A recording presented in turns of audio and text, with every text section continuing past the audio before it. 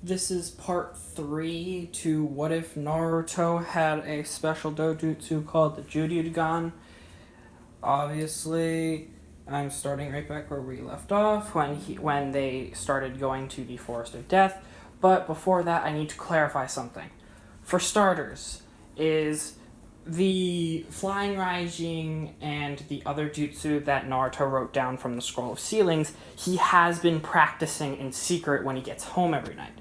I just haven't been bringing it up since, I don't know. I just haven't been. Second, his Jujutsu progresses through the stages 5 times faster than the Sharingan normally does, meaning that he would also he'd unlock the final form of his probably before Sasuke unlocked the 3 Tomoe of his. So, it's just a way to kind of add on. Next is the intensified Jujutsu and the eternal intensified Jujutsu are both abilities, they're both like the equivalent of the Mangekyo Sharingan, but the Mangekyo will, if you use it too much, you'll go blind.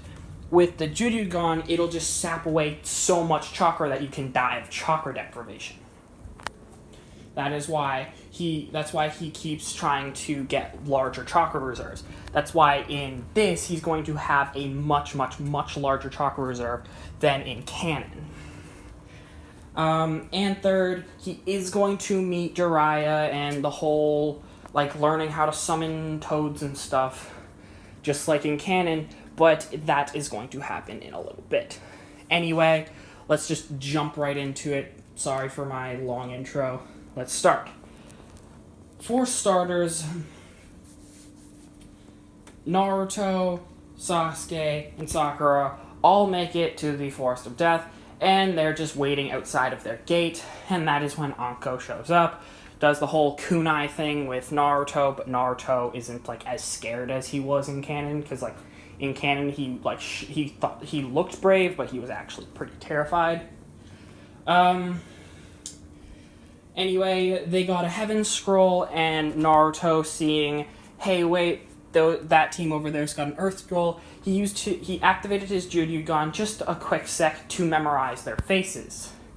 And, the trajectory that their bodies were going to set. That their bodies were pointing, so that they could just run in and quickly go find them and then make it to the center of the thing. So, Naruto and Sasuke and Sakura all ran into the Forest of Death, and Naruto immediately said, "Alright guys, go to the center of the forest. I will be back with the second scroll." Naruto's teammates obviously being like, he can't do that. We're just like, whatever. If he fails, then whatever. Because Sakura didn't like Naruto, and Sasuke just didn't care. They're like, whatever, if he dies, it's his fault. After that, Naruto splits off from the group, making a shadow clone to kind of trail them in case they ever got in danger. Naruto obviously being very, very, very annoyed with the way that he was being, taught how to do everything. He was being, it was taking longer than he expected. So he used his Jujutsu to kind of see if there was any battles going on, and that's when he found and looked at. It was not any of the Konoha 9, like the Rookie 9. It was not like Gaara or anyone. It was just some random nameless team. And he just used his gravity bullet technique and that. Said, "Alright, bye losers," and left. He then later caught up to Sasuke and Sakura, which his clone had actually been dispelled, but he didn't realize because of how it was killed. So he never actually realized he never really got its memories. So When he got there, he seen that they were fighting some snake-looking dude from the grass village. Naruto, obviously not wanting to get into a big-ass heap of trouble and not wanting his teammates to die, immediately jumped into action and through some quick hand signs, activating a fireball jutsu. I'm going to say that he has more than just wind chakra nature like in canon. He has wind, fire, and water. Just because, he gets all 5 later on in the series, but he just got these 3 for starters. He shot off a fireball jutsu that he had actually learned when Kakashi and Sasuke were doing their little taijutsu bout during the bell test. He had shot off a fireball just like in canon, so yeah. But he shot off a fireball right at Orochimaru, and that burned away. That melted off his outer layer of skin, showing that it was Orochimaru. Naruto, not knowing who it was, neither what Sasuke, Sakura, and Naruto not knowing who it was, were just like, okay, that was kind of creepy. Naruto immediately being like, yeah, I'm not gonna do this again, activated his Judyugan, and started using a gravity technique, not to slam Orochimaru into the ground, but he just kind of picked him up using the long-range gravity technique and just flung him really far away. Orochimaru summoned one of his snakes, and yeah, but Naruto made that thing look like a bitch just by enhancing the gravity around its body, so it crushed it and it was resummoned back to Ryuchi Cave. Him then realizing that, hey, this kid is obviously going to be useful in some way, he went to give him the curse mark by biting down on his neck, but Naruto, having the gravity shield up, Orochimaru just kind of bounced off of him because the gravity was kind of like a physical barrier. Him saying, okay, that's enough, just extended his neck down through the ground and came up through the gravity shield because Naruto didn't account for it being underneath. He can make the gravity shield underneath him, but he just didn't. So Orochimaru bit him on the neck, causing a little bit of pain, and the curse mark, the same one that Sasuke has in canon, appeared on his neck. Naruto passed out from the pain, and then his barrier went down. Orochimaru then being like, yeah, let's go, ran up to Sasuke and gave him the curse mark. Now, here's the big thing, is Sakura, being terrified for her life, tried throwing a kunai at freaking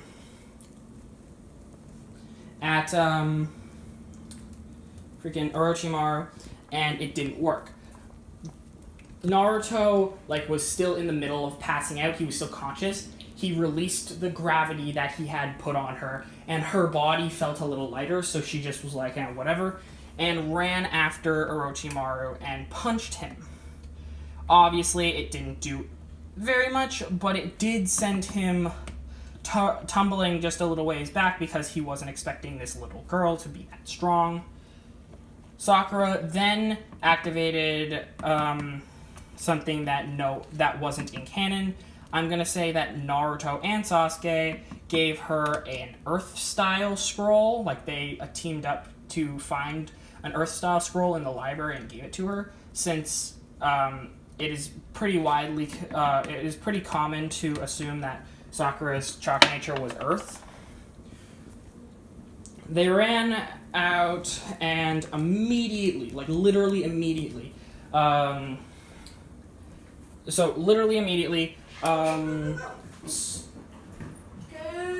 Orochimaru was right after Sakura. Her using an Earth-style technique shot off Earth bullets, which Orochimaru not really caring, just kind of dodged them. But then she punched him again, making him tumble back another little ways. Orochimaru, saying that this was going to be more trouble than it's worth, just kind of left her there with Sasuke and Naruto's limp bodies. And just kind of sat there and watched them progress. Naruto and Sasuke were passed out for about 7 hours, and Sakura was the one taking care of them, her putting up an earth wall to protect them. And this is, like, let's say that the Sound Four were actually a lot sooner than in canon, since, like, the Sound Four attacked them on, like, the 4th day. This is still the 1st. The Sound Four came after them, and Sakura, being a lot better than in canon, started shooting off earth bullets through the barrier. Just shooting them through little holes that she had put there.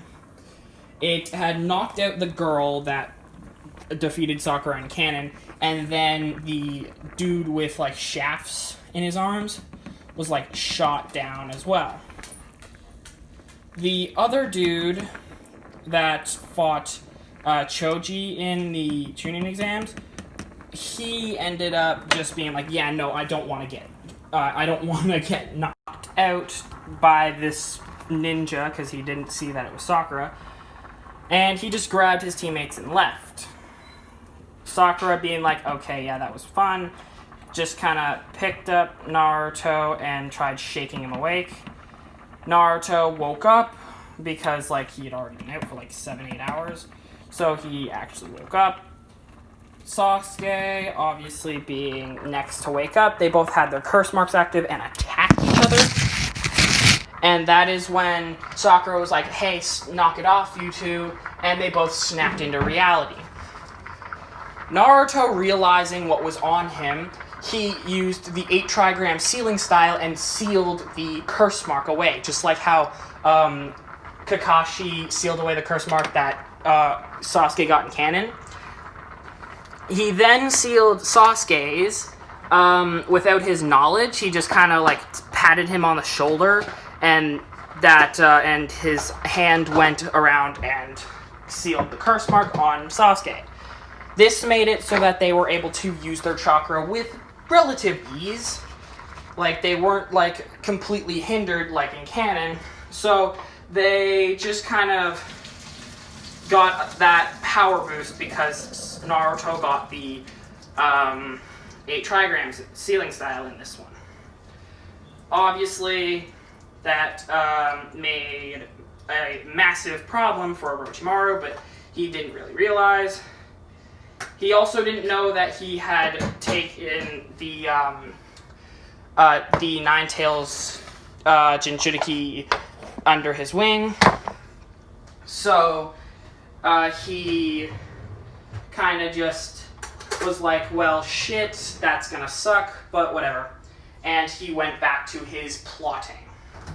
Naruto and Sasuke and Sakura all ended up just being like, yeah, whatever, and ended up going to the middle where they waited for the next 3 days because of the, like, challenge being multiple days long.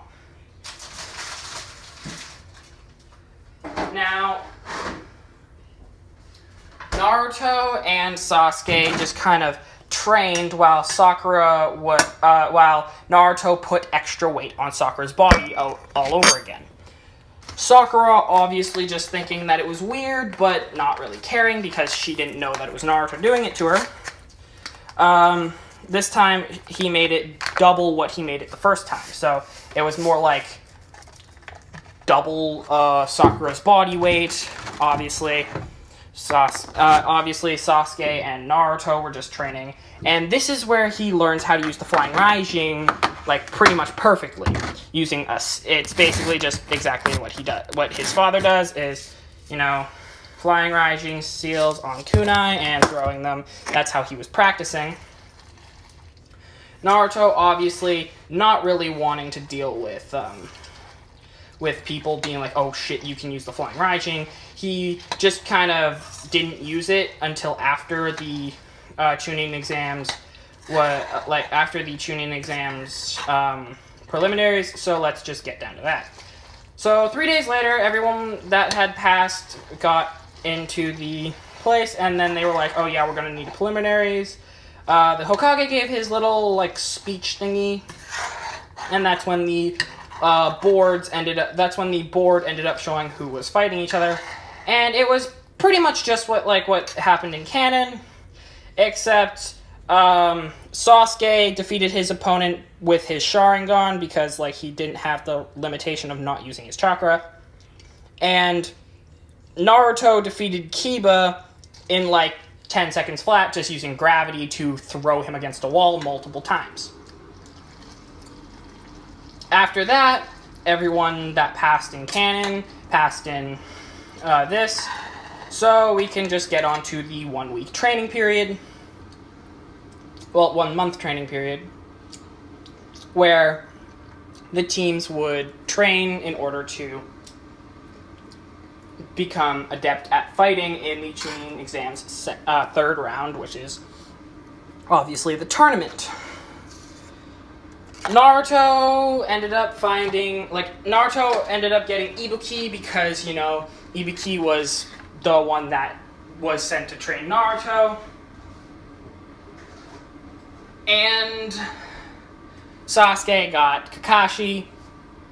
I'ma say Sasuke already has his Sharingan in its... One of his eyes has the 3 Tomoe and one of his eyes has the 2 Tomoe because Sasuke never actually evolved it as early as he could have because of the whole curse mark interrupting his chakra thing. Sorry. After that, Naruto met Jiraiya trained him, yada yada yada. He just picked up on what was happening with the summoning jutsu a lot faster. He still had to do that whole Gamma Bunta thing, and he ended up, like,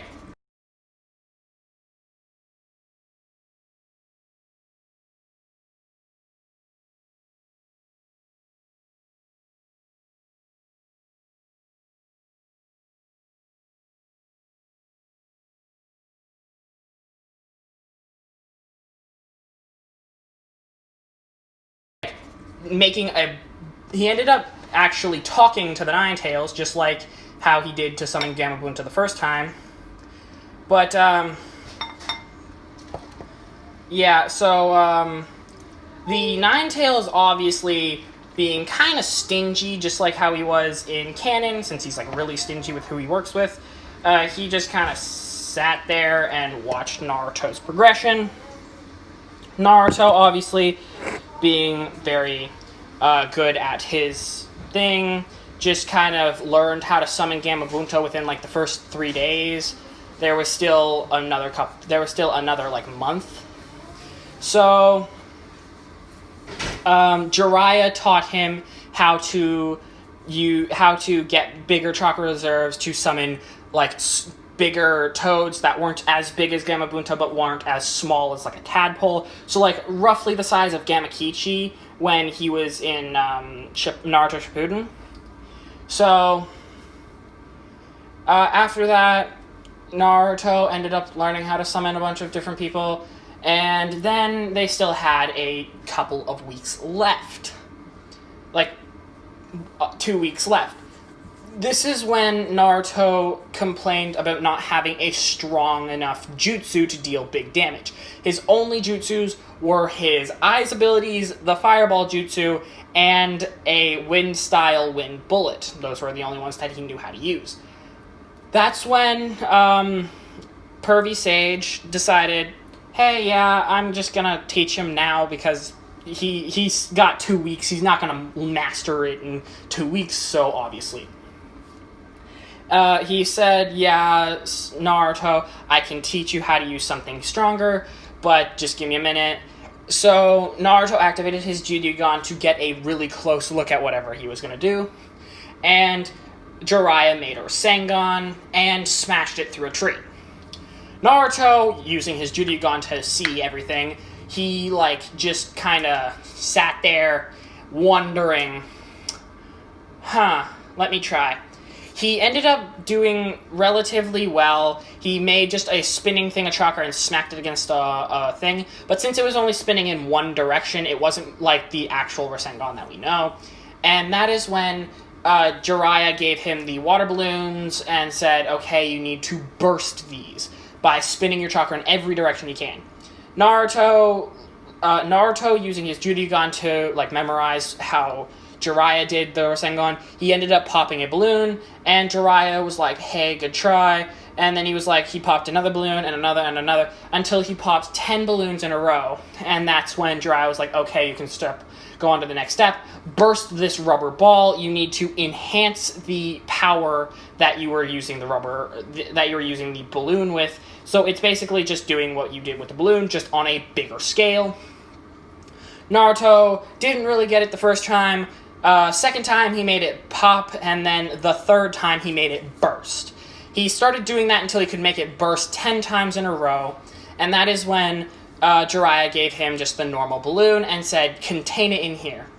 After a little while, Naruto didn't really end up doing it, so 2 or 3 days went by, and that's when Naruto was finally able to contain it down. And he had a Rasengan inside the balloon. He smacked the balloon up against a tree and caused the tree to explode using the Rasengan on the inside of the balloon. Jiraiya saying, hey, that's good, gave him another balloon, and basically said, yeah, you gotta keep doing that till you can contain it and not pop 10 balloons. And Naruto saying, okay, did that for the rest of the time. He learned how to do the Rasengan with one hand, unlike needing shadow clones in canon.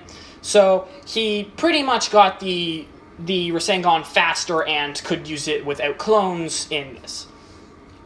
Obviously, him being astounded that Naruto was able to learn how to use the Rasengan and the Toad summoning and increase his chakra reserves in such a way, all in the span of a month, was really impressed, especially since he didn't actually see Naruto's Judyugan. He just kind of sensed that Naruto kind of had chakra going to his eyes, but he never actually seen the Judyugan.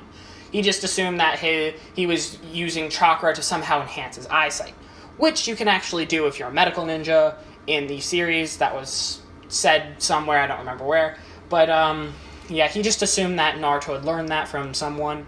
And so it's the final day of training.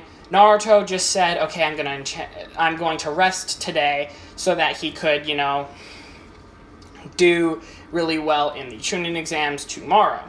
He rested throughout the whole day, getting ramen from Ichiraku and talking to Sakura. He actually contacted Sasuke. He, made his way to where Sasuke was training and told him to come back. And Sasuke actually came back with him, and and now he's going to be there on time. Unlike in canon, where he was super, super late. Now, the next day, they went to the exams and all that, and here came Naruto versus Neji. Now, this fight is super, super intense. Neji obviously being you're a failure, blah, blah, blah, you can't rewrite destiny. Naruto being hey, yo, screw destiny, I am Naruto Uzumaki, I'm gonna be the strongest ninja ever. Everyone in the stands started laughing at this or glaring at Naruto because they're oh, that's a demon brat. Naruto obviously being kind of sick of this, just kind of stood there with his arms crossed. Neji activated his Byakugan, and the proctor said start. Naruto, obviously being a lot better than in canon, sent 3 shadow clones after Neji just for a quick taijutsu bout to test how good he was at taijutsu, because he was a taijutsu specialist just like Lee, and he's seen that Lee was that since Lee got beat by Gaara and that Neji had defeated Lee tons of times over, he just assumed that, hey, this dude must be really, really good at the Gentle Fist, since he had talked to Hinata and knew about the whole Gentle Fist and the Byakugan and all that. Hinata, just like in canon, was hurt, and Naruto was vowing to beat the shit out of Neji. So Hinata was actually up in the stands just watching. Naruto activated his Juryugan, watching every subtle movement that